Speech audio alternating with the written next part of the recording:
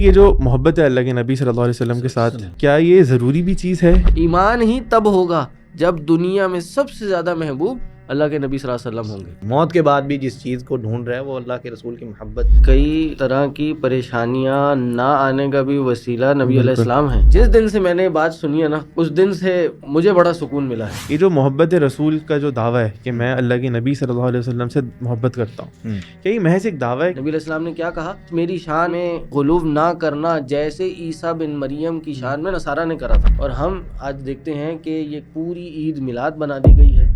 محبت کو آپ کیا سمجھ رہے ہیں؟ عبادت ہے؟ بالکل۔ اگر محبت عبادت ہے، اطاعت عبادت ہے، تو عبادت کا طریقہ بھی تو شریعت بتائے گی نا۔ بالکل، محبت کا طریقہ بھی شریعت بتائے گی۔ ہر نیا کام بدعت ہے، اور ہر بدعت گمراہی ہے، اور ہر گمراہی جہنم کی طرف لے جانے والی ہے۔ دنیا کا قانون یہی ہے، جو محبت کرنے والا ہے وہ ہمیشہ محبوب کا مطیع بن کر زندگی گزارتا ہے۔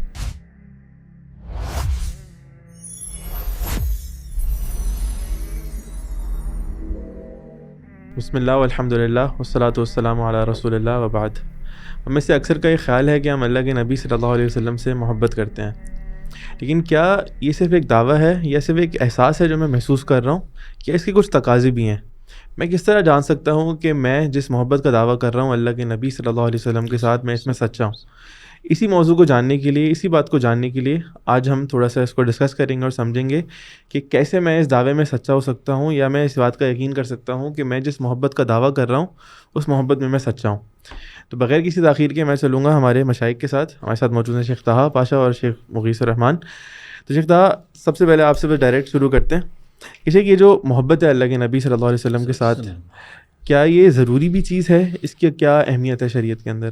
بسم اللہ الحمدللہ والصلاۃ والسلام علی رسول اللہ وبعد۔ دیکھیے، ہمارے دین نے نا کئی طرح کے ہمیں احکام بتائے ہیں، اور ہر حکم میں کئی طرح کے لیولز اس کے اندر بھی ہیں، اور اس کا سٹیٹس بھی الگ بسا اوقات ہوتا ہے۔ مثال کے طور پہ بعض چیزیں واجب ہیں، مستحب ہیں، بعض صرف جائز ہوتی ہیں، کر لیں اچھی بات ہے، نہ کریں مسئلہ نہیں، اور پھر بعض حرام مکروہ بھی جو منع ہیں، گناہ ہیں۔ ہمیں کسی بھی چیز کی اہمیت اور اس کی جو ایک سٹیٹس ہے نا دین میں سمجھنے کے لیے، اس کا حکم جاننا بہت ضروری ہے۔ اور حکم ان 4-5 جو احکام ہیں انہی کے تھرو لائے کرتا ہے، انہی میں ہی لائے کرتا ہے۔ اور یہ حکم جاننا اس لیے ضروری ہے کہ میں سمجھتا ہوں کہ آج کل بہت زیادہ کنفیوژن اس معاملے میں اس اعتبار سے ہے کہ لوگ اس کا حکم نہیں جانتے کہ ہماری اللہ کے نبی صلی اللہ علیہ وسلم سے یا اللہ سے محبت ہونا کتنا ضروری ہے۔ کیا آیا یہ میری چوائس ہے؟ جیسے میری چوائس ہے میں اپنے بچے سے یا بیوی سے یا بیوی شوہر سے محبت کرے، نہ کرے، کم کرے، زیادہ کرے، تو کیا نبی علیہ السلام کا بھی یہی معاملہ ہے؟ تو اس کو سمجھنے کی بہت ضروری ہے۔ ون لائنر جواب یہ ہے کہ اللہ کے نبی صلی اللہ علیہ وسلم سے محبت کرنا، اور پھر ظاہر ہے اللہ تعالیٰ سے محبت کرنا، یہ اس دنیا میں جو کوئی کلمہ پڑھتا ہے اس کے لیے کوئی چوائس نہیں ہے کہ وہ محبت کرے یا نہ کرے۔ یا یہ بھی سمجھ لیجئے کہ یہ بھی چوائس نہیں ہے کہ محبت کم کرے یا زیادہ کرے۔ اچھا جی، یعنی پہلے تو یہ سمجھ ہو رہی ہے کہ محبت ہونا واجب ہے، فرض ہے، ضروری ہے، ہمارے ایمان کا حصہ ہے۔ اگر ہم یہ کہہ رہے ہیں کہ ہم نبی علیہ السلام سے محبت نہیں کرتے یا تھوڑی تھوڑی کرتے ہیں، تو ہمیں اپنے ایمان کو ٹٹولنا چاہیے کہ ہمارا ایمان بھی ہے یا نہیں ہے، کیونکہ دین نے اس چیز کو جو کہ محبت مصطفیٰ ہے صلی اللہ علیہ وسلم، اس کو فرض عین کہا ہے۔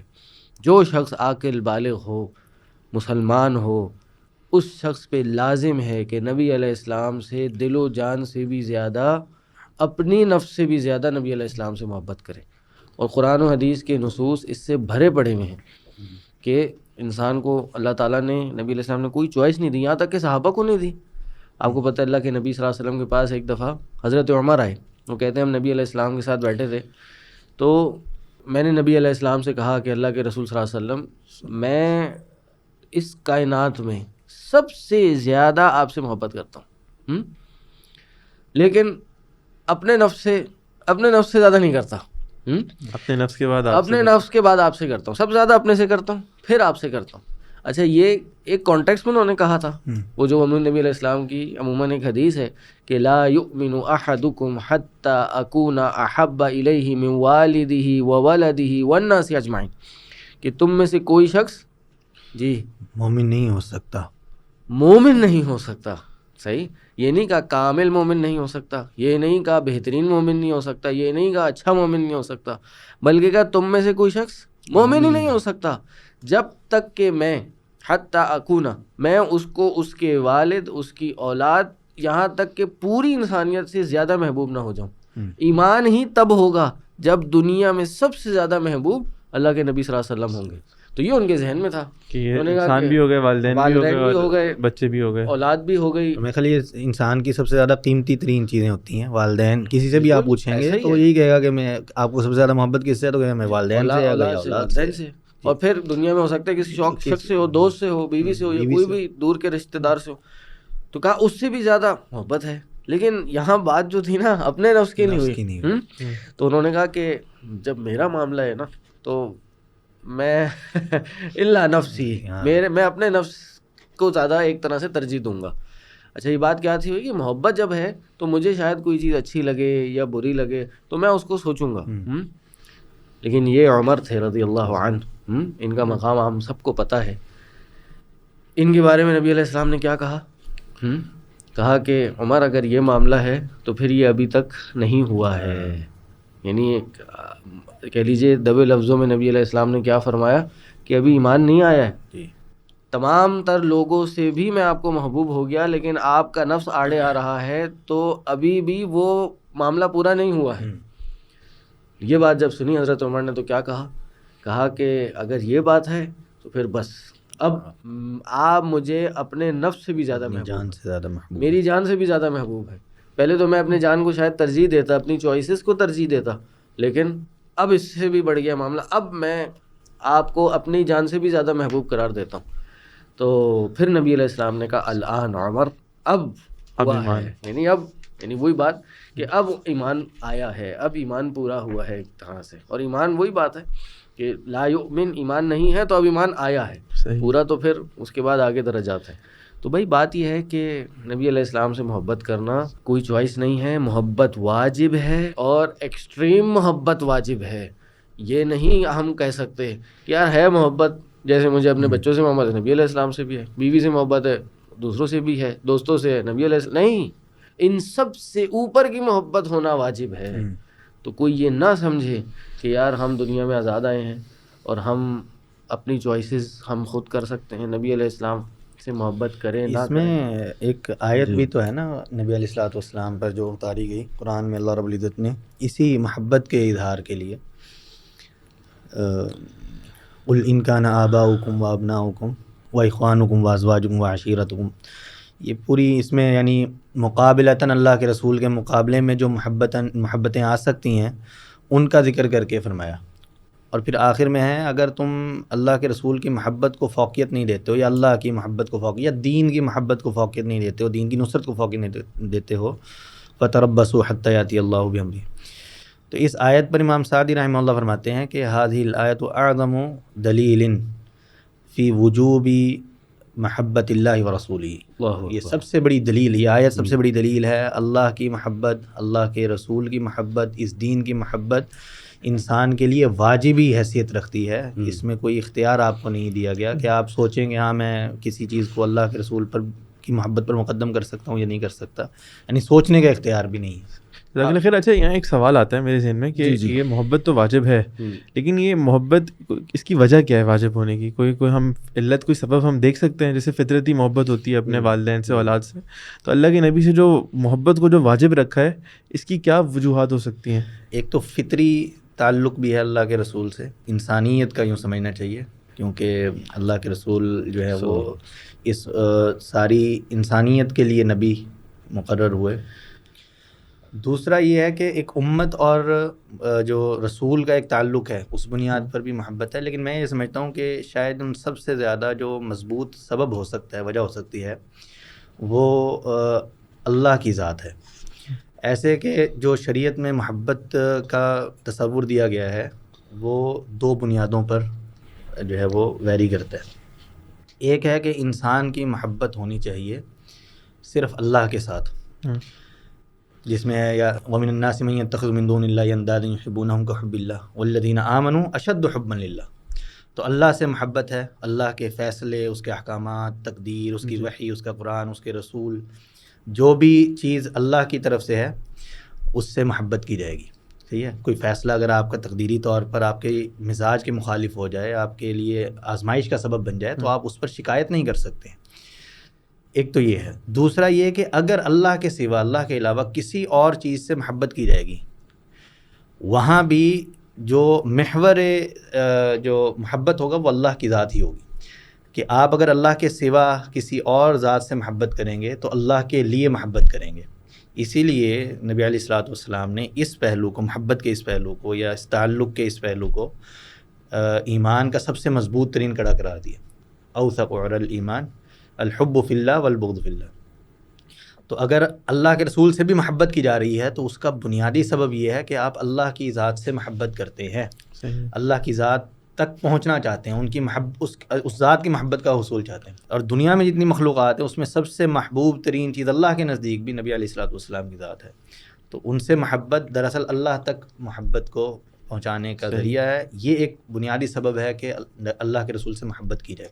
ان کی ذات سے محبت ہونا وہ فطری تقاضا جو ہم سمجھ رہے ہیں وہ بھی ہے، امت اور رسول کا جو ایک تعلق ہوتا ہے وہ بھی ہے، لیکن سب سے اوپر میں سمجھتا ہوں اللہ عالم وہ یہی سبب ہے کہ اس وجہ سے انسان اللہ کی محبت تک پہنچتا ہے. یہ شیخ آپ کچھ کہنا چاہ رہے ہیں؟ میں اس میں دو باتیں کہوں گا کہ کس وجہ سے نبی علیہ السلام سے محبت کو واجب قرار دیا گیا. دیکھیں، پہلی جو وجہ ہے نا وہ اس محبت کے ہونے کا تقاضا بھی ہے اور وجہ بھی ہے. وہ کیا کہ یہ شریعت اتاری گئی اور اس شریعت میں بتایا گیا کہ ہم نے نبی علیہ السلام کی اتباع کرنی ہے، نبی علیہ السلام کی اطاعت کرنی ہے، نبی علیہ السلام کو اپنا اسوہ بنانا ہے. تو انسان جب کسی سے محبت کرتا ہے نا جی اور صحیح والی محبت کرتا ہے تو اس کو یہ باتیں بتانا نہیں پڑتی، یا کم از کم بتانا اور سمجھانا آسان ہو جاتی ہے کہ بھائی جس سے تم محبت کر رہے ہو اس کی تم نے اطاعت بھی کرنی ہے، بات بھی ماننی ہے. جی. آپ دیکھیں نا، اگر کوئی دعویٰ کرے کہ میں اپنے والد صاحب سے بڑی محبت کرتا ہوں اور والد صاحب کو جا کے بولے کہ ابا جان میں آپ سے بہت محبت کرتا ہوں، ابا جان گئے ویری گڈ بیٹا میں بھی آپ سے محبت کرتا ہوں، اور 5 منٹ بعد ابا کہیں بیٹا ذرا ایک گلاس پانی تو لانا، میں کہا یہ میں نہیں لا رہا. محبت اپنی کام آپ نے خود کریں. ٹھیک ہے، یہ ایک عجیب سی بات ہے کہ یار جب آپ محبت کریں گے تو اس کا لازم و ملزوم ایک عنصر ہے کہ آپ اس کی بات بھی مانیں گے اور اس کی اطاعت بھی کریں گے. اور دین ہے یہی، یعنی قرآن اگر تو خود سے ہم نے سمجھ کے عمل کرنا ہوتا تو نبی علیہ السلام کو بھیجا ہی نہیں جاتا. نبی علیہ السلام کو بھیجا ہی اس لیے گیا تاکہ اس قرآن کی تفسیر اور تشریح کریں اور اس کا ایک عملی نمونہ بن کے ہمارے سامنے، اور ہم نبی علیہ السلام کو اس as an example role model follow کریں. اور وہ بیسٹ طریقے سے فالو تب ہوگا جب ہم ان سے محبت کریں گے. دیکھیں نا، اکثر و بیشتر آپ دیکھیں گے کہ چند دوست آپس میں ہوتے ہیں اور ایک دوسرے سے اچھا تعلق ہوتا ہے تو کچھ عرصے بعد ایک دوسرے کی جو عادات ہیں وہ اپنا لیتے ہیں. میاں بیوی ہوتے ہیں، شروع میں بالکل ایک اجنبی ہوتے ہیں، جب ایک تعلق ہوتا ہے چند سال گزرتے ہیں تو اکثر و بیشتر عادات مکس اپ، پسند ناپسند مکس اپ ہونا شروع ہو جاتی ہیں. کس بنیاد پہ؟ ایک ساتھ ایک تعلق کی بنیاد پہ. اچھا، نہ چاہتے ہوئے بھی انسان وہ عمل کرنا شروع کرتا ہے کیونکہ وہ کسی شخص کو یا کسی اپنے دوست کو لک اپ کر رہا ہوتا ہے کہ یار میں نے یہ میری زندگی میں اہمیت رکھتا ہے. تو جب نبی علیہ السلام سے وہ محبت کا اور وہ اہمیت کا درجہ ہم رکھیں گے تو خود بخود محبت کرنا شروع ہو جائیں گے. یہ تو ہو گئی ایک بات. دوسری بات وہ ہمارے لیے ہے، کمزور مسلمانوں کے لیے ہم جیسے، کہ جب اللہ تعالیٰ اور اللہ کے نبی صلی اللہ علیہ وسلم سے محبت کریں گے تو اگرچہ عمل کم ہو لیکن قیامت کے دن نبی علیہ السلام کا اور جن سے محبت کریں گے ان کا ساتھ نصیب ہو جائے گا. اور اس بارے میں ایک ساتھی اللہ کے نبی صلی اللہ علیہ وسلم کے پاس ایک شخص آیا، پوچھا مت الساعہ. یہ ایک کہتے ہیں نا کیوریوسٹی ہر بندے کو، اور عربی آکے بھی ایسے سوال کرتے تھے. وہ پوچھا کہ قیامت کب آئے گی؟ تو نبی علیہ السلام نے شروع میں تو جواب نہیں دیا اور 2-3 بار پوچھنے کے بعد نبی علیہ السلام نے پھر اس کو بلایا، پوچھا بھائی سوال کس نے کیا تھا؟ کہ جی اس شخص نے، یا اس نے خود کہا میں نے کیا تھا. تو نبی علیہ السلام نے جو جواب دینا تھا وہ تو نہیں بلکہ جو چیز زیادہ امپورٹنٹ تھی اس کی طرف پھیرا. یعنی یہ بھی شریعت کی خوبصورتی ہے کہ بھائی قیامت کب آئے گی اس سے ہمیں آپ کا زیادہ غرض نہیں ہونا چاہیے، اس کے لیے ہم نے کرنا کیا ہے وہ غرض ہونا چاہیے. تو نبی علیہ السلام نے بھی یہ پوچھا نہیں کہ یہ سوال چھوڑو کہ قیامت کب آئے گی، ما اعددت لہا، تم نے اس کے لیے تیاری کتنی کی ہے؟ تو اس نے کیا جواب دیا کہ میں نے ولا اعددت کبیر صیام ولا صلاۃ، میں نے کوئی بہت نمازیں اور روزے نہیں رکھے، لیکن ولکن احببت الا انی احب اللہ ورسولہ، بہت زیادہ کام نہیں کیے لیکن میں اللہ کے رسول صلی اللہ علیہ وسلم سے بڑی محبت کرتا ہوں۔ تو اللہ کے رسول وسلم نے کیا کہا کہ انت مع من احببت، تم اس کے ساتھ ہوگے کہ جس کے ساتھ محبت کرتے ہو، قیامت کے دن تمہارا ساتھ ان کے ساتھ ہوگا جن سے محبت کرو گے۔ اس پہ حضرت انس رضی اللہ عنہ نے بڑی بہترین تعلیق لگائی، بڑا اچھا تبصرہ کیا۔ انہوں نے کہا کہ جس دن سے میں نے بات سنی ہے نا، اس دن سے مجھے بڑا سکون ملا ہے، اور وہ کیا کہ میں نے نبی علیہ السلام سے تو محبت تھی، پھر اس کے بعد ابو بکر، عمر اور دیگر صحابہ سے محبت کرنے شروع کر دی۔ کس بنیاد پہ؟ وہ ایک جو کہتے ہیں نا، ایک وہی میں نے کہا کمزوری کی بنیاد پہ، ہم جیسے کمزور لوگوں کی بنیاد پہ، ایک لالچ کی بنیاد پہ، کہ میں نے ان سے محبت شروع کر دی اس غرض سے کہ میں ان کے ساتھ شمار ہوں قیامت کے دن، اگرچہ ان جیسا کام نہ کروں، ان جیسے اعمال نہ کر سکتے۔ تو بھائی عمل کرنے میں ہم کمزور ہیں، ان جیسے اعمال نہیں کر سکتے، تو محبت کر کے یہ ایک شارٹ کٹ ہے کہ چلو فرائض واجبات تو ادا کرنے ہیں، عمل جتنے ہو سکے کوشش کریں، ان جیسے عمل شاید نہ کر سکیں اور صحابہ جیسے عمل ہم کر نہیں سکتے، تو صرف ان سے محبت کر کے ہمارا ساتھ ان کے ساتھ انشاءاللہ ہو جائے گا۔ اس حدیث کو اگر آپ اس کے دیگر طرق کے اعتبار سے بھی دیکھیں نا، یہ اللہ کے رسول کا جواب کیوں تھا؟ یہ سوال بہت بار کیا گیا اللہ کے رسول سے کہ متی الساعہ، قیامت کب آئے گی، قیامت کب آئے گی، اور اللہ کے رسول نے اسی طرح کا مورلیس جواب دیا، تم نے اس کی تیاری کیا کی اور اس طرح۔ لیکن اس موقع پر یہ جواب آپ لوگوں کے علم میں ہے واللہ عالم یا نہیں، میں نے ایک جگہ پڑھا تھا تو میں نے سوچا آپ لوگوں کے پاس بھی پیش کر دیا جائے اس کو، کہ یہ جواب کیوں دیا المرء مع من احب۔ یہ بھی اس حدیثی کے الفاظ ہیں کہ قیامت کے دن جو بندہ محبت کرتا ہے، قیامت کے دن اسی کے ساتھ اٹھایا جائے گا۔ اصل سوال جب کیا تھا نا انہوں نے، تو جب وہ پریشان ہو گیا کہ جواب تو مل نہیں رہا، تو اس نے پھر ایک اور سوال بھی کیا تھا، وہ بھی صحیح بخاری میں غالباً موجود ہے، کہ بندہ دنیا میں تو آپ سے محبت کر رہے ہیں، ہم آپ کے ساتھ اٹھ بیٹھ رہے ہیں، تب کیا ہوگا جب آپ کے ساتھ ہمارا حال نہیں ہوگا؟ ہم تو سمجھتے ہیں کہ قیامت کے دن آپ کا حال تو بہت بلند ہوگا اور ہماری آپ سے ملاقات ہی نہیں ہو پائے گی، تب ہم آپ کو کیسے ڈھونڈیں گے یا کیسے ملاقات کر پائیں گے؟ تو میرا جو آپ سے سوال کرنے کا مقصد تھا وہ یہ تھا۔ تو اس تناظر میں اللہ کے رسول نے یہ جواب دیا تھا المرء مع من احب۔ تو یعنی جو سوچ تھی صحابی کی بھی سوال کرنے پر، وہ دراصل یہی تھی کہ میں آپ سے محبت کرتا ہوں، دنیا میں آپ سے جو ہے وہ تعلق رہتا ہے، ملاقات رہتی ہے، آپ کی مجلس میں آتے جاتے ہیں، آپ کی اطاعت کرتے ہیں، قیامت کے دن آپ کو کہاں ڈھونڈیں گے یا کہاں آپ کو سے ملاقات ہو پائے گی؟ تو یہ بھی ایک محبت کے اظہار کی دلیل ہی ہے نا، کہ بھی انسان قیامت کے بعد، موت کے بعد بھی جس چیز کو ڈھونڈ رہا ہے وہ اللہ کے رسول کی محبت اور ان سے ملاقات۔ اچھا، اس کو میں ایک اور طریقے سے بھی ذرا دیکھتا ہوں کہ محبت جو ہے نا ایک طرح سے علامت ہے میرے ایمان پر۔ جیسے ہمیں والدین سے محبت ہوتی ہے تو کیوں ہوتی ہے؟ کیونکہ انہوں نے ہمارا خیال رکھا، ایک وقت ہمارے ساتھ ان کا گزرا، یعنی ہماری جو جسمانی اور روحانی جو تربیت تھی وہ کافی حد تک والدین نے رب رحمہما کما ربیانی صغیرہ، رب والے کچھ چیزیں انہوں نے انجام دی، اس لیے ہمیں ان سے محبت ہے۔ وہ نبی صلی اللہ علیہ وسلم جو ہمیں ہمارا دین ہم تک پہنچا رہے ہیں، وہ آیت اللہ تعالیٰ فرماتا ہے لقد من اللہ علی المؤمنین اذ بعث فیہم رسولا من انفسہم، اللہ نے مومنوں پر احسان کیا جب ان کو ایک رسول بھیجا ان کی نفسوں میں سے، یتلو علیہم آیاتہ، ان پر یہ کتاب پڑھتا ہے، وَيُزَكِّيهِمْ، ان کا تزکیہ کرتا ہے، وَيُعَلِّمُهُمُ الْكِتَابَ وَالْحِكْمَةَ، انہیں کتاب اور حکمت سکھاتا ہے، وَإِنْ كَانُوا مِن قَبْلُ لَفِي ضَلَالٍ مُبِينٍ، یہ اس سے پہلے گمراہی میں تھے۔ یعنی اگر اللہ کے نبی صلی اللہ علیہ وسلم نہ ہوتے، وہ وسیلہ اللہ تعالیٰ اور ہمارے درمیان، تو ہم گمراہ ہو جاتے اور ہماری آخرت برباد ہو جاتی۔ تو ہمارے سب سے خیر خواہ، یعنی وہ شخص جس سے سب سے زیادہ ہمیں دنیا اور آخرت میں فائدہ ہوگا، وہ ہمارے والدین نہیں، وہ اللہ کے نبی صلی اللہ علیہ وسلم ہے۔ تو پھر ضروری ہے کہ پھر ہماری محبت بھی سب سے زیادہ ان سے اس بارے میں ہونی چاہیے، کیونکہ وہ ایک وسیلہ بن گیا، جیسے وہ حدیث آتی نا جو، اور کئی طرح کی پریشانیاں نہ آنے کا بھی وسیلہ نبی علیہ السلام ہیں۔ آپ دیکھیں نبی علیہ السلام بڑی گڑ گڑا کے امت کے بارے میں دعائیں کیا کرتے تھے، اور ایک دعا جس کے بارے میں آپ کو پتہ ہے نبی علیہ السلام نے دعا کی تو اللہ تعالیٰ نے وہ قبول کر لی، 3 دعاؤں میں سے جو ایک دعا تھی وہ قبول ہو گئی۔ وہ کیا تھی کہ پوری امت پہ ایک ساتھ اکٹھا عذاب نہیں آئے گا جیسے پچھلی امتوں پہ آیا تھا، بلکہ وہ حدیث آتی ہے نا کہ اللہ کے نبی فرماتے ہیں ہر نبی کو ایک دعا دی گئی اور مجھے بھی ایک دعا دی گئی، ہاں، جو قبول ہوگی، اور ہر نبی نے وہ مانگ لی دنیا میں. اللہ کے نبی نے وہ کب کے لیے رکھی؟ امت کے لیے رکھی، قیامت کے دن شفاعت کے لیے. یعنی اس پہ ایک شیخ کو سن رہا تھا، انہوں نے بڑا اچھا بیان کیا. اللہ کے نبی صلی اللہ علیہ وسلم کے بیٹے ابراہیم 1.5 سال کا بچہ گود میں، ان کے سانس خراب ہو رہا ہے اور موت کے قریب ہے. چاہتے تو دعا کر سکتے تھے اس کے لیے کہ اللہ اس کو زندگی دے دے، اور قبول ہو جاتی.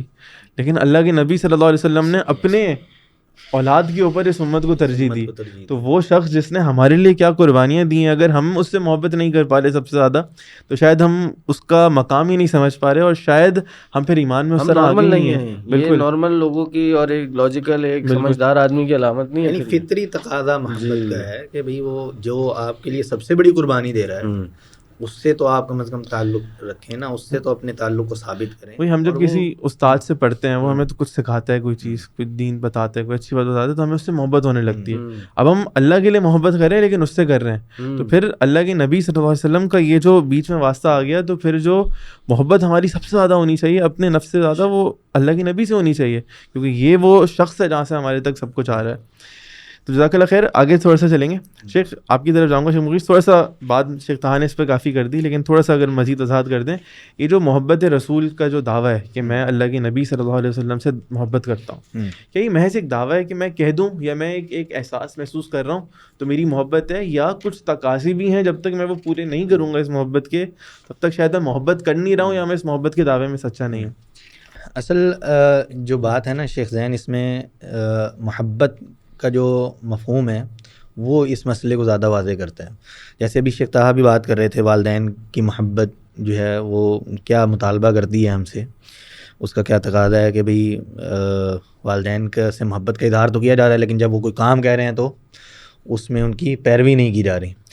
تو اصلاً محبت خود اپنے ان تقاضوں کا اظہار خود سے کرتی ہے. بلکہ امام شافعی رحمہ اللہ نے اس میں بڑا بہترین تبصرہ کیا. وہ کہتے ہیں نبی علیہ الصلوۃ والسلام کی محبت کے حوالے سے ہی کہتے ہیں، لو کان حبک صادقا لاطعتہ، اچھا، کہ اگر تمہاری محبت محبوب سے سچی ہے تو لازمی بات ہے کہ تم اس کی اطاعت کرو گے. لأن المحب لمن يحب مطیع، کیونکہ دنیا کا قانون یہی ہے، جو محبت کرنے والا ہے وہ ہمیشہ محبوب کا مطیع بن کر زندگی گزارتا ہے، اس کی اطاعت میں زندگی گزارتا ہے. تو میں بات یہ کرنا چاہ رہا ہوں کہ اصلاً جو محبت کا مفہوم ہے نا ہمارے ذہنوں میں، وہی ان تقاضوں کو ہمارے سامنے پیش کرتا ہے جو اللہ کے رسول کی محبت میں ہونے چاہیے.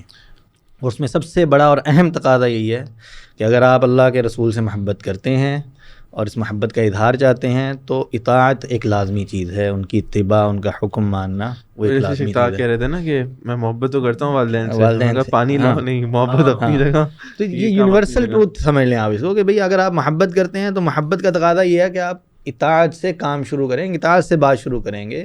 ایک جذباتی احساس ہونا، ویسے محبت کی جو بنیادی تعریف ہے، اکیڈمک تعریف ہے، وہ یہی ہے، جذباتی احساس، یہ قلبی کیفیت کا نام ہے.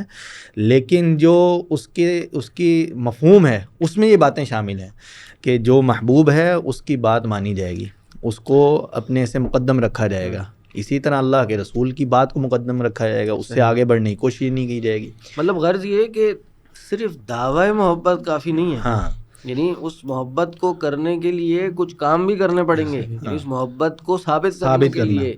اور ثابت کیا؟ اگر واقعی سچی دلی محبت ہوگی تو خود ثابت ہوگی، وہ خود ظاہر ہو رہی ہوگی، اس کے لیے کوئی اضافی محنت نہیں کرنی ہوگی. جیسے لوگ سیلیبریٹیز سے جیسے ایک ہم نے اطاعت پہ بات کی، اب لوگ جب سیلیبریٹیز کے فین بن جاتے ہیں تو وہ کیا کرتے ہیں؟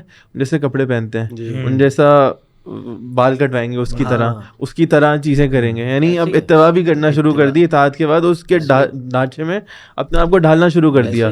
پھر جب وہ سامنے ہو تو اس کا احترام کریں گے، اس سے ایک عزت کریں گے، ایک اس کی کچھ ایکسپریس کیا جائے گا، تعریف کریں گے. جی بالکل، اس کے لیے غیرت رکھیں گے. وہ جس سے محبت کر رہا ہے اس سے محبت کریں گے، اس کے لیے بغض ہوگا، اس کے لیے نفرت ہوگی. سیاسی تعلقات میں بھی لوگ اسی طرح کرتے ہیں. یہ 14 اگست گزرا تو اس میں بڑا لوگ محبت کا اظہار کرتے ہیں، لیکن یہ بات بھی سمجھنی کہ بھائی اظہار تو کرتے ہیں 14 اگست کے دن محبت کا، لیکن سارا سال ہم کیا کر رہے ہوتے ہیں اس ملک کے ساتھ؟ اس ملک کا خیال رکھنا، اس کی صفائی ستھرائی کا خیال رکھنا، اس کے قوانین کی پاسداری کرنا، یہ بھی اسی محبت کا تقاضا ہے. اطاعت میں عمل کرنا بھی شامل ہے اور اتنا عمل کرنا شامل ہے کہ جو حکم دیا گیا ہے، یعنی جو پسند کیا گیا ہے وہ کرنا بھی شامل ہے، اور جو پسند نہیں کیا گیا اگرچہ ہم اسے اچھا سمجھیں وہ نہ کرنا بھی شامل ہے. اور اسی سے پھر آگے ہمارا موضوع بھی آئے گا کہ اس میں نبی علیہ السلام کی محبت میں جو آج کل بہت سارے کام نبی علیہ السلام کی محبت کے نام پہ کیے جاتے ہیں، کئی طرح کی بدعات کی جاتی ہیں، نبی علیہ السلام کی ذات میں غلوف کیا جاتا ہے، ان کی مدح میں اور ان کی تعریف میں جو ایک حد سے بڑھ جایا جاتا ہے، یہ بھی غلط ہے اور یہ بھی نبی علیہ السلام کی اطاعت سے باہر ہے. کہ یہ کام نہ کرنا نبی علیہ السلام کی اطاعت ہے. کہ صحابہ اگرچہ کسی کام کو اچھا بھی سمجھتے لیکن چونکہ شریعت کو یا نبی علیہ السلام کو وہ نہیں پسند تھا، انہوں نے وہ نہیں کیا، اور یہی اطاعت ہے. اسی وجہ سے کہ وہ اطاعت کو محبت کے اظہار کا ایک طریقہ سمجھتے تھے. اسی طرح اگر کوئی فیصلہ ان کی مزاج کے مخالف آ جائے، ٹھیک ہے، تو شریعت نے اس میں بھی ہمیں پابند کیا ہے کہ اللہ کے رسول کی اطاعت میں، ان کے احکامات کی پیروی میں، ان کی باتوں کو ماننے میں ہمیں یہ اختیار نہیں ہے یا یہ وسعت نہیں دی گئی کہ ہم اللہ کے رسول کے فیصلے پر ناگواری کا اظہار کریں. اللہ تعالیٰ فرماتا ہے نا، فلا وربک لا یؤمنون، آپ کے رب کی قسم یہ ایمان نہیں لا سکتے، حتی یحکموک فیما شجر بینہم، یہاں تک یہ اپنے آپس کے اختلافات میں آپ کو فیصلہ کرنے والا بنا دیں. فیصلہ کرنے والا بنائیں پہلی چیز. ثم لا یجدوا فی انفسہم حرجا مما قضیت، پھر جب آپ جو فیصلہ کر دیں اس فیصلے کے متعلق اپنے دلوں میں کوئی حرج نہ پائیں، کوئی تنگی نہ پائیں. اور یہاں کافی نہیں ہے، ویسلموا تسلیما، پھر اس کو تسلیم بھی تہہ دل سے کریں، یعنی بالکل کھلے دل کے ساتھ، بالکل پیور سبمیشن اس حکم کے آگے ہونی چاہیے. اور شاید اسی طرح اللہ تعالیٰ ایک اور آیت میں فرماتے ہیں کہ انما کان قول المؤمنین اذا دعوا الی اللہ ورسولہ لیحکم بینہم ان یقولوا سمعنا واطعنا، جب مومنوں کو بلایا جاتا ہے کہ اللہ اور اس کے رسول کی طرف آؤ تاکہ وہ تمہارے درمیان فیصلہ کریں، تو وہ کیا کہتے ہیں؟ سمعنا واطعنا، ہم نے سنا اور ہم نے اطاعت کی. یعنی اب ہمارے پاس کوئی اختیار اپنی نفس کا نہیں ہے، بس جو سنا جو کہا بس اب ہم ویسے ہی کریں گے. جزاک اللہ خیر. میں جو سمجھ رہا ہوں کہ اطاعت ہم پہ ضروری ہے اللہ کے نبی صلی اللہ علیہ وسلم کی، یہ سب سے اہم تقاضا بھی ہے اور سب سے اہم ایک حکم احکام میں سے بھی اللہ کے نبی صلی اللہ علیہ وسلم کے متعلق. اور یہ اطاعت جو ہے اس کے کچھ اوصاف کچھ طریقوں سے انجام دی جائے گی کہ جیسا آپ نے ذکر کیا شیخ مغیث، کہ کوئی اپنے لیے اختیار نہ شخص اپنے لیے سمجھے کہ اللہ کے نبی کی جب حکم آ گیا تو ایسی اطاعت کرنی ہے کہ اب میرے پاس کوئی اختیار نہیں ہے. پھر اس جب اطاعت کرے تو پھر کوئی دل میں حرج نہ ہو، کھلے دل سے اس کو تسلیم کرنا ہے بالکل، اور بس سمعنا واطعنا والی اطاعت ہونی چاہیے. وہ عام لوگوں کے فرامین کی طرح نہیں، کسی اور کو ترجیح نہیں دے سکتا، بس جو اللہ کے نبی صلی اللہ علیہ وسلم نے کہہ دیا بس اسی طرح ہونا ہے. ٹھیک ہے، جزاک اللہ خیر. یہ تو چلے ہم نے تقاضوں پر بات کی، میں چاہوں گا تھوڑا سا ہم بات کریں کہ یہ جو اطاعت تھی اللہ کے نبی صلی اللہ علیہ وسلم کی، جس کے ہم نے اوصاف پہ بات کی، جب ہم صحابہ کے طریقے کو دیکھتے ہیں، صحابہ کی سیرت کو دیکھتے ہیں، تو ہمیں کیا سمجھ آتا ہے کہ انہوں نے بھی کس طرح سے اللہ کے نبی صلی اللہ علیہ وسلم کے احکامات کے ساتھ معاملہ کیا. جی بالکل. اس میں جو ہے نا، ہم جو باتیں کر رہے ہیں، یہ جو تقاضے پر اتنی اوصاف بیان کرنا اور اتنی ڈیٹیل میں جانا، یہ ہم کوئی آج بیٹھ کر بات نہیں کر رہے ہیں. صحابہ کرام نے اللہ کے رسول کی اطاعت کو اسی انداز میں اپنایا تھا، انہی کے عمل اور شریعت کو اپنانے اور اس پر عمل کرنے کے طریقے سے ہم نے یہ ساری چیزیں سیکھی ہیں. مثلاً ایک اطاعت کا ایک تقاضا یہ بنتا ہے، یا اطاعت کی ایک صفت یہ بنتی ہے کہ انسان سوال نہ کرے، اللہ کے رسول کی اطاعت پر کوئی سوال نہ کرے کہ یہ ایسا کیوں ہو رہا ہے، لاجک اس کے پیچھے لاجک کیا ہے، یا میں یہ ہے نا یہ عمل کیوں کروں. ٹھیک ہے، ایک صفت یہ بن سکتی ہے. واللہ عالم. عبداللہ بن عمر رضی اللہ تعالیٰ عنہ اللہ کے رسول کی اطاعت میں کس طرح جو ہے وہ کوشش کیا کرتے تھے. اللہ کے رسول نے ایک بار ایک خواہش کا اظہار کیا کہ مسجد نبی کے 2 دروازے ہیں، ایک دروازہ میری خواہش ہے کہ وہ عورتوں کے لیے خاص کر دیا جائے. تو بہرحال یہ ایک انتظامی معاملہ تھا، صحابہ کرام میں ڈسکشن ہوئی کہ بھئی یہ ہونا چاہیے نہیں ہونا چاہیے، فیصلہ یہ ہوا کہ چلیں ٹھیک ہے اس کو نہیں کرتے جاری. تو عبداللہ ابن عمر رضی اللہ تعالیٰ عنہ نے اس دن کے بعد اللہ کے رسول کی خواہش کے احترام میں دوبارہ کبھی اس دروازے سے داخل ہونے کی کوشش نہیں کی، یہاں تک کہ ان کی وفات ہو گئی. تو یہ ان کا انداز تھا کہ کوئی سوال نہیں کی، اگرچہ اللہ کے رسول کی صرف خواہش ہی ہے، اس خواہش کے احترام میں بھی اگر کوئی وسعت عمل کی نکالی جا سکتی ہے تو وہ کیا کرتے رہے. اچھا، میں چاہوں گا تھوڑا سا ہم ابھی اطاعت پہ ہم نے بات کر لی کہ کس طرح ہونی چاہیے، اور ہم صحابہ اور سلف سے بھی تھوڑا سا بات کریں کہ وہ اس اطاعت کو کس طرح لیتے تھے اپنی زندگیوں میں. دیکھیں، جیسے اللہ کے نبی صلی اللہ علیہ وسلم ہمارے لیے بہترین اسوہ ہیں، ہمارے لیے صحابہ اس اسوے پہ اس کو اسوہ کیسے بنانا ہے اور اس پہ کیسے عمل کرنا ہے، صحابہ ایک بہترین مثال ہے. اور جب ہم صحابہ کو دیکھتے ہیں کہ انہوں نے نبی علیہ السلام سے کس قدر محبت کی اور اس طرح محبت کر کے اس کے کس بہترین طریقے سے تقاضوں کو پورا کیا، اور اس میں نمبر 1 تقاضا نبی علیہ السلام کی کتنی بہترین طریقے سے اطاعت کی، تو ہمارے سامنے کرسٹل کلیئر ہو جاتا ہے، واضح ہو جاتا ہے کہ ہم نے اس زندگی میں کیا کرنا ہے. اور صحابہ کے واقعات بھرے پڑے ہیں، یعنی شاید یہ مجلس کم پڑ جائے سارے واقعات بتانے سے، کہ جنہوں نے مختصراً 1 لائنر کہ نبی علیہ السلام کا ادھر حکم آیا اور انہوں نے بغیر سوچے سمجھے اس کام کو کر ڈالا، یا کسی نے اس حکم کے مخالف میں یا کہہ لیجیے اس حکم کے اگینسٹ کوئی اپنی رائے کا اظہار بھی کیا، اس کو اگرچہ بہتر سمجھتے ہوئے، پھر بھی صحابہ نے جو ہے ان کے لیے کتنی سختی کا اظہار کیا. تو ان سب چیزوں سے ہمیں پتہ چلتا ہے کہ نبی علیہ السلام سے صرف محبت کا دعویٰ کرنا یہ کافی نہیں ہے، بلکہ اس محبت کے ساتھ اطاعت بھی کرنا لازم و ملزوم ہے اور وہ واجب ہے. ایک چھوٹی مثال لے لیں. حضرت عبداللہ ابن عمر، انہوں نے نبی علیہ السلام کی حدیث بیان کی، فرمایا کہ لا تمنعوا اماء اللہ مساجد اللہ، کہ اللہ کی جو بندیاں ہیں، یعنی جو جیسے خواتین ہیں، کہا ان کو اللہ کی مسجد سے نہ روکو. یعنی یہ بات ایک ویسی شرعی حکم ہے کہ خواتین کے لیے زیادہ بہتر نماز اپنے گھر میں ہے، لیکن اگر وہ مسجد جانا جائیں تو شریعت کا یہ حکم ہے کہ ان کو روکا نہ جائے، اگر وہ پردے کے تمام احکامات کو پورا کر کے جائیں تو کریں.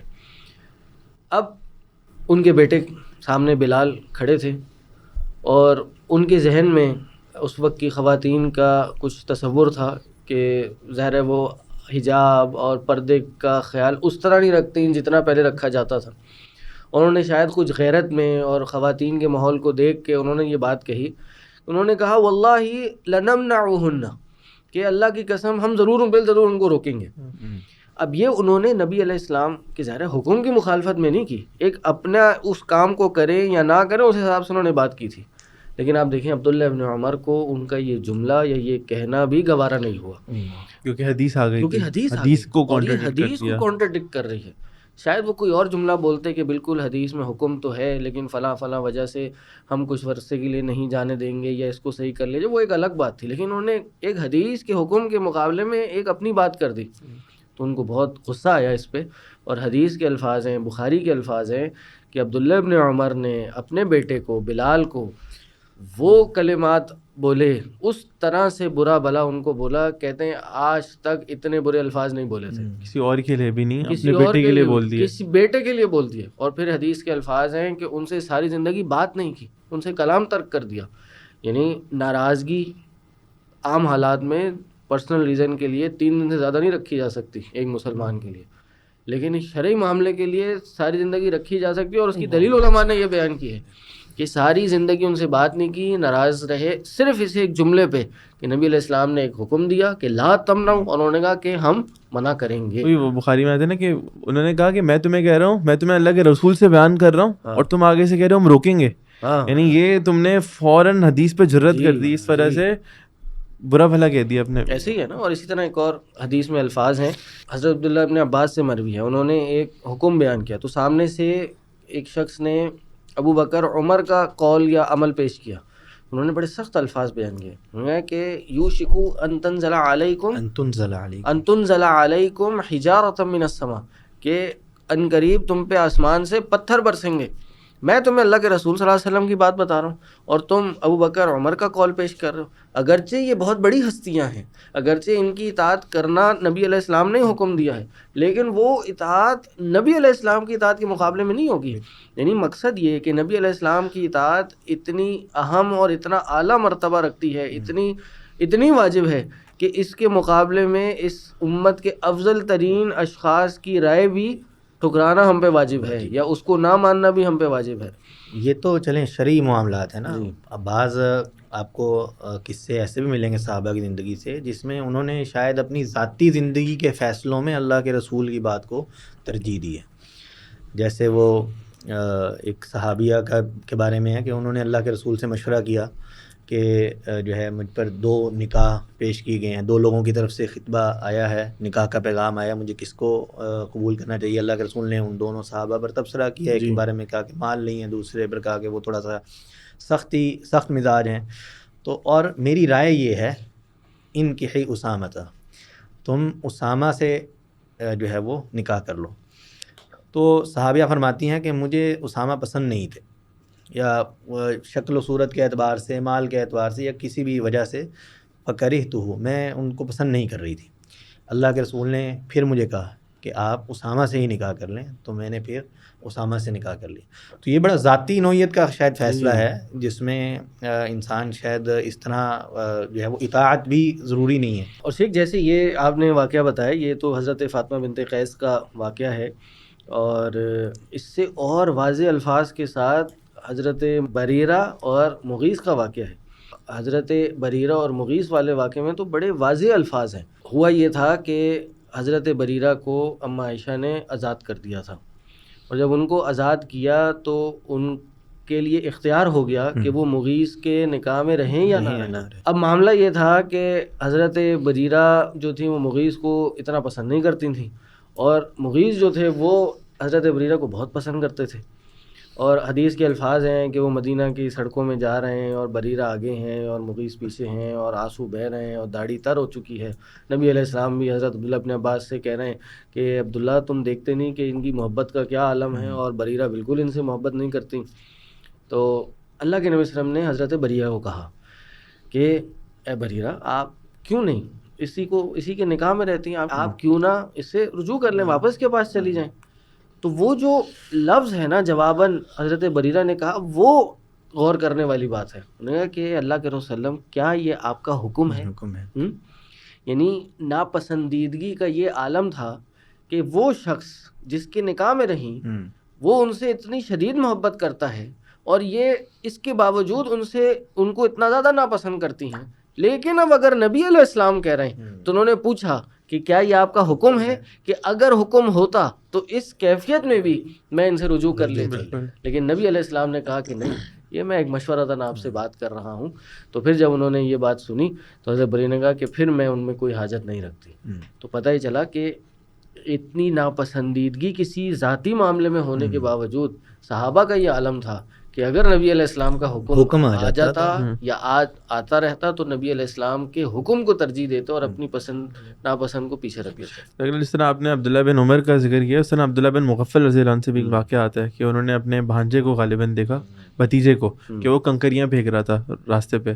تو انہوں نے کہا کہ اللہ کے نبی نے اس سے منع کیا ہے، اور حدیث بیان کی کہ اس سے کوئی شکار نہیں ہوتا، کوئی فائدہ نہیں ہوتا، صرف نقصان ہی ہوتا ہے کنکریاں پھینکنے سے، تو مت پھینکو۔ یہ سمجھایا چلے گئے۔ بعد میں دوبارہ گزر ہوا تو دیکھا وہ جو بھتیجا تھا وہ کنکریاں پھینک رہا ہے، تو اس کے پاس گئے اور اس کو بولا کہ میں نے تمہیں بتایا کہ اللہ کے نبی صلی اللہ علیہ وسلم نے اس کو منع کیا اور تم یہ پھر کر رہے ہو، لا اکلمک ابدا، میں تم سے کبھی بات نہیں کروں گا۔ سر عبداللہ بن عمر نے بات نہیں کی، اس طرح انہوں نے بات نہیں کی۔ اور وہ آپ کی بات کہ حجر ویسے تو جائز نہیں تھا کہ 3 دن سے زیادہ بوائیکاٹ، لیکن یہاں جب دیکھتے تھے کہ اللہ کے نبی کا جو اطاعت کا پہلو تھا اس میں کوئی اپنے لیے اختیار سمجھ رہا ہے، یا کوئی اللہ کے نبی کے فرمان کو اپنے فرمان کی طرح لے رہا ہے، جس طرح اللہ تعالیٰ فرماتے ہیں نا لا تجعلوا دعاء الرسول بینکم کدعاء بعضکم بعضا، تو اس میں بعض علماء کہتے ہیں کہ اللہ کے نبی کے احکام مراد ہیں، کہ اللہ کے نبی کے حکم کو دیگر لوگوں کے حکم کی طرح نہ لو کہ ابو نے کہا نہیں کیا، امی نے کہا نہیں کیا۔ بالکل تاخیر کی بھی اجازت نہیں دیتی۔ صحابہ کرام کا جو عمل تھا وہ تو تاخیر کو بھی مناسب نہیں سمجھتے تھے۔ وہ جو تحویل قبلہ والا کیس ہے جس میں صحابہ نماز پڑھ رہے ہیں اور ان کا منہ جو ہے وہ کعبۃ اللہ کی طرف نہیں ہے، بیت اللہ کی طرف نہیں ہے، بلکہ شام کی طرف ہے اور فلسطین کی طرف ہے، تو دوران نماز ان کو یہ بتایا گیا کہ بھی قد حولت القبلہ، قبلہ تبدیل کر دیا گیا ہے اور اب آپ کو بیت اللہ کی طرف رخ کر کے نماز پڑھنا ہے، نماز ختم ہونے کا بھی انتظار نہیں۔ چلو یہ پڑھ لی تو یا تحقیق کر لیں، چلیں یہ والی چل رہی ہے اس کو مکمل کر لیں، دوران نماز ہی انہوں نے تحویل قبلہ کر دیا۔ آپ دیکھیں وہ خود نبی علیہ السلام نے سزا دی ہے۔ وہ جو 3 صحابہ حضرت کعب بن مالک اور مرارہ بن ربیعہ اور ہلال بن امیہ، یہ 3 لوگ وہ جہاد سے پیچھے رہ گئے تھے محض سستی کی بنیاد پہ۔ حکم کیا تھا نبی علیہ السلام کا اور اللہ کا کہ جہاد کے لیے نکلیں، اطاعت نہیں کی اور سستی کی بنیاد پہ وہاں رہ گئے، تو جب واپس آئے تو کیا ہوا؟ کتنے ہفتوں کا بائیکاٹ ہوا، کتنی شدید ناراضگی ہوئی. جی قرآن نے اس کو بیان کیا، اپنی نفس سے تنگ پڑ گئی، بیویوں کو الگ کرنے کا حکم دے دیا گیا. تو آپ دیکھیں کہ یعنی نبی علیہ السلام نے خود میری اپنی اطاعت نہ کرنے پہ جو غصے کا اور ناراضگی کا خود اظہار کیا ہے. اور اسی طرح پھر اچھا میں اسی واقعے پہ کہنا چاہوں گا کہ یہ جو واقعہ جو 3 صحابہ کا یہ بڑا اہم ہے. ہم سمجھتے ہیں کہ ہم نے اللہ کے نبی کی کوئی معصیت کر لی، اللہ سے جائیں گے معافی استغفر اللہ 2 دفعہ کہہ دیں گے اور ہو جائے گا. یہ صحابہ تھے، ان کا ایمان ہم سے کئی بہتر تھا. انہوں نے ایک حکم اللہ کے نبی کا نہیں مانا، اس کے بعد جا کے بتا دیا سچ سچ. ہم تو کہیں گے میں تمہیں سچی بات بتا رہا ہوں، تم تو کوئی نقصان تو نہیں ہونا چاہیے، سچ بولا ہے میں نے، مجھے اس کا فائدہ دو. انہوں نے سچ بتایا، 40 دن تک ان کا بائیکاٹ ہو رہا ہے، بیویوں کو الگ کر دیا. یعنی وہ ایک نافرمانی جو ہے اس کی جو دنیا کی سزا ہے وہ اتنی آسانی سے ختم نہیں ہو رہی. تو اگر ہم نافرمانیاں کرتے رہیں تو وہ جو آخرت میں جو سزا ہو سکتی ہے، یا مجھے لگے کہ میں ایک دن توبہ کر رہا ہوں وہ ہو گئی، انہوں نے 40-50 دن تک توبہ کر رہے ہیں، نفس تنگ پڑ گئی اپنی، وذاقت علیہم انفسہم وظنوا اللہ ملجأ من اللہ الا الیہ، یقین ہو گیا اللہ ہی اب بچا سکتا ہے، اللہ ہی کے پاس یعنی پناہ ہے. پھر اللہ نے جا کے معاف کیا. تو ایک نافرمانی نے ان کو کہاں لے گئے، کتنے ایک عرصہ ان کو لگ گیا اس کی کمپنسیشن کے لیے. پھر جا کے وہ توبہ قبول کی گئی، پھر ان کی مغفرت کر دی گئی. اور آپ دیکھیں نا نبی علیہ السلام سے کی اطاعت نہ کرنے کے بھی صحابہ نے خود اپنی زندگی میں نقصانات دیکھے. آپ احد کا مارکہ دیکھ لیں. احد میں کیا ہوا، نبی علیہ السلام نے حکم دیا صحابہ کو کہ اس جو پیچھے ٹیلا ہے اس پہ یہ 50 صحابہ نے کھڑے رہنا، اور کہا جب تک میں حکم نہ دوں نیچے نہیں آنا.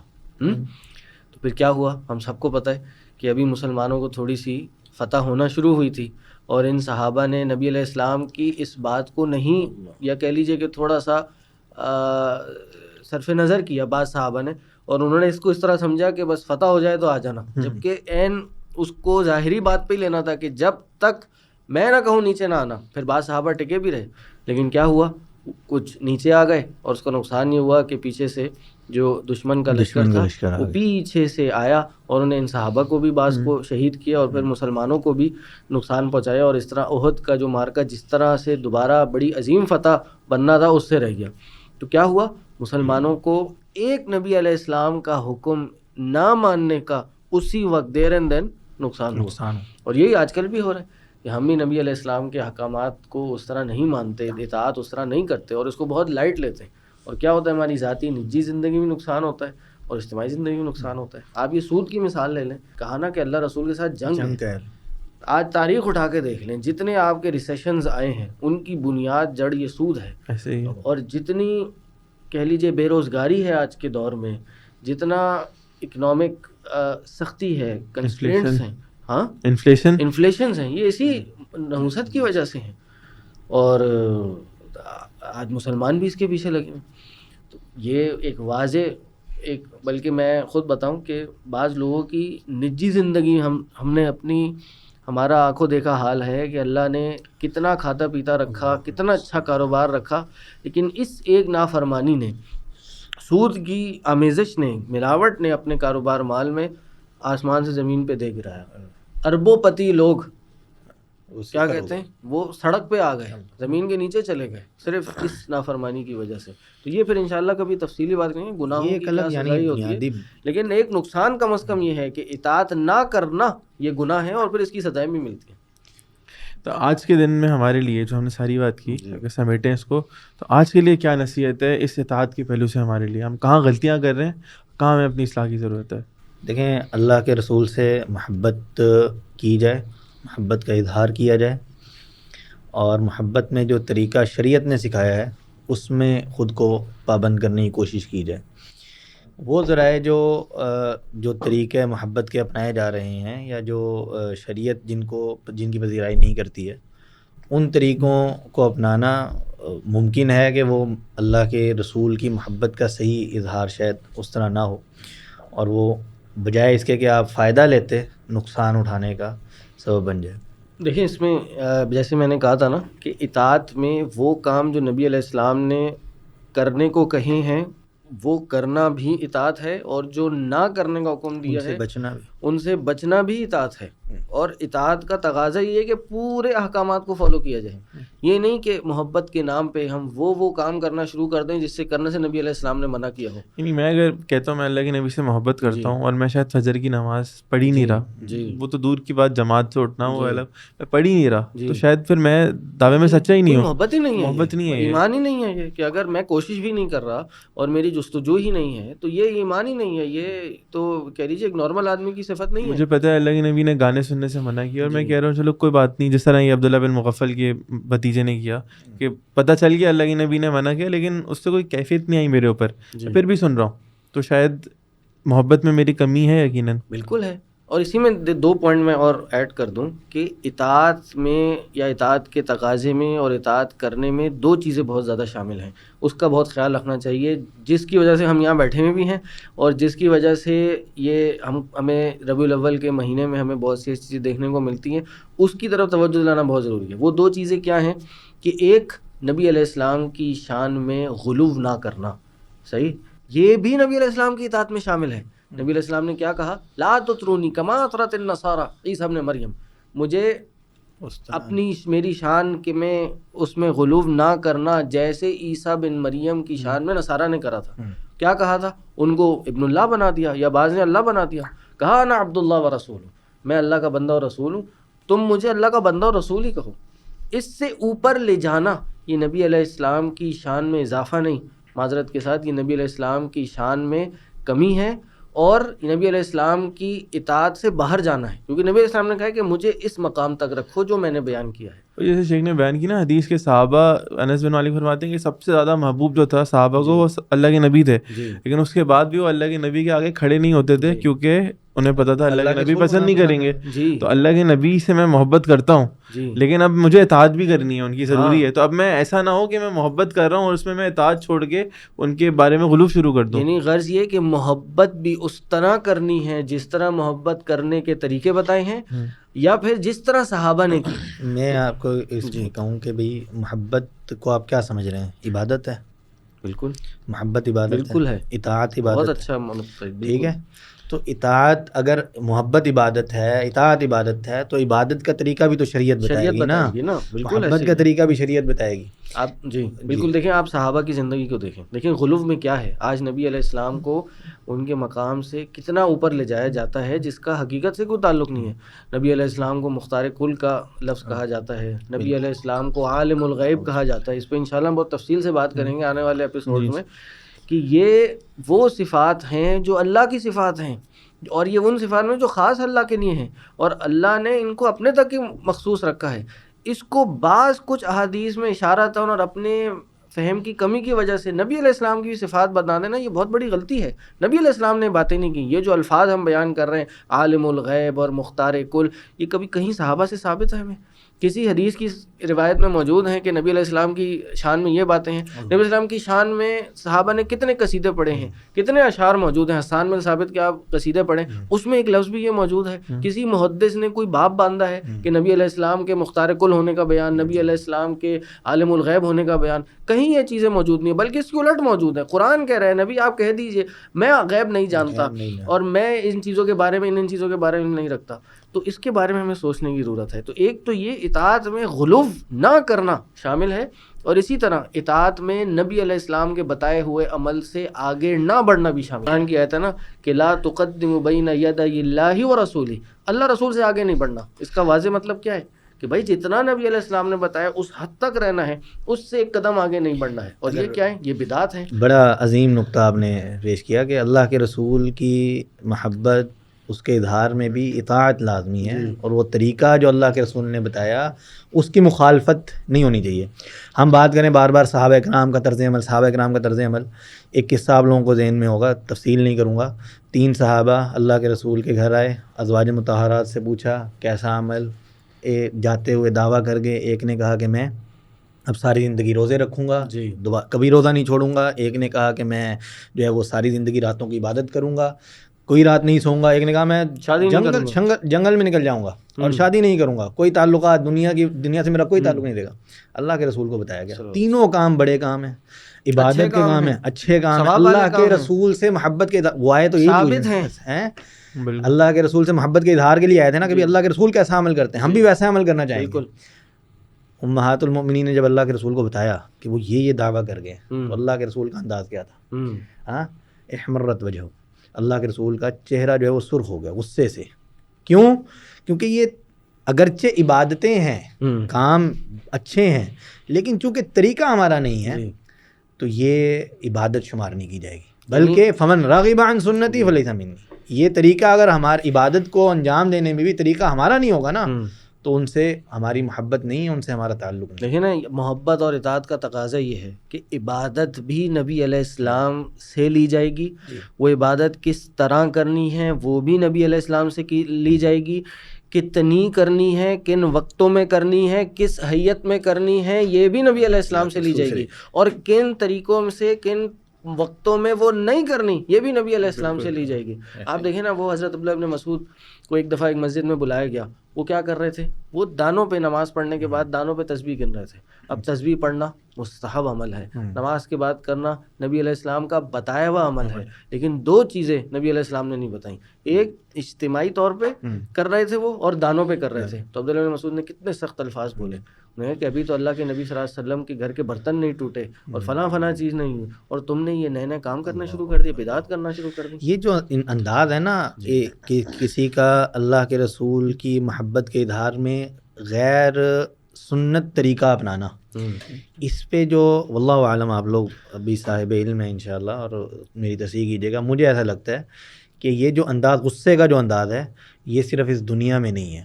نبی علیہ الصلوۃ والسلام سے یہ غصہ قیامت کے دن بھی ثابت ہے. اس کو آپ بالکل اس مسئلے کے اپوزٹ سمجھیں جو ہم نے پہلے بیان کیا، ایک صحابی آئے، عرابی آئے، اگر محبت یہاں بھی ہے اور محبت وہاں بھی ہے نا. تو اگر کوئی اللہ کے رسول کی سنت سے یہاں اتنی محبت نہیں کرے یا اس طرح اس کو نہ اپنائے جس طرح اپنانے کا حکم ہے، تو پھر قیامت کے دن بھی اس شخص سے اس نفرت کا اظہار ہوگا. وہ اللہ کے رسول کے پاس حدیث ہے نا کہ حدیث جو ہے وہ کہ اللہ کے رسول حوض کوثر پر موجود ہیں، لائن لگی ہوئی ہے، فرشتے نکال رہے ہیں لائنوں سے، اللہ کے رسول پوچھ رہے ہیں کہ جناب یہ تو میری امت کے لوگ ہی لگ رہے ہیں. تو بتایا جائے گا کہ آپ کے بعد ان لوگوں نے آپ کے دین کو سحقاً لمن غیر بادی. اللہ کے رسول کی نفرت کا اظہار ہے. یہ میں بتانا چاہ رہا ہوں کہ جو دنیا میں نفرت کا اظہار ہے نا، کہ غیر سنی طریقے کا ہو، غیر شرعی طریقے ہو، یا اللہ کے رسول کی محبت میں کوئی ایسا انداز اپنائے جو بدعت ہو، اللہ کے رسول کا طریقہ نہ ہو، اس کو اگر اپنائیں گے تو صرف یہاں پر اللہ کے رسول کی نفرت نہیں ہے یا ان کی غصے کا اظہار نہیں ہے، قیامت میں بھی اس غصے کا اظہار اللہ کے رسول کریں گے. واللہ اعلم. دیکھیں بدعت ہوتی کیا ہے؟ بدعت یہ ہے کہ کوئی بھی نیا کام یا نئے طریقے سے کرنا جو نبی علیہ السلام سے ثابت نہ ہو اور اس کو ثواب اور اجر کی نیت سے کرنا، یہ بدعت ہے. آپ دیکھیں ہر جمعے کو نبی علیہ السلام نے یہ بات بیان فرمائی اور ہر خطیب یہ بات پڑھتا ہے، کل محدثۃ بدعہ وکل بدعۃ ضلالہ، کہ ہر نیا کام بدعت ہے اور ہر بدعت گمراہی ہے اور ہر گمراہی جہنم کی طرف لے جانے والی ہے. تو یہ بات دیکھیں کتنی سنگینی ہے اس بات میں، کتنی انٹینس ہے کہ یار ہم اطاعت میں نئے کاموں سے اور بدعت سے بچ جائیں.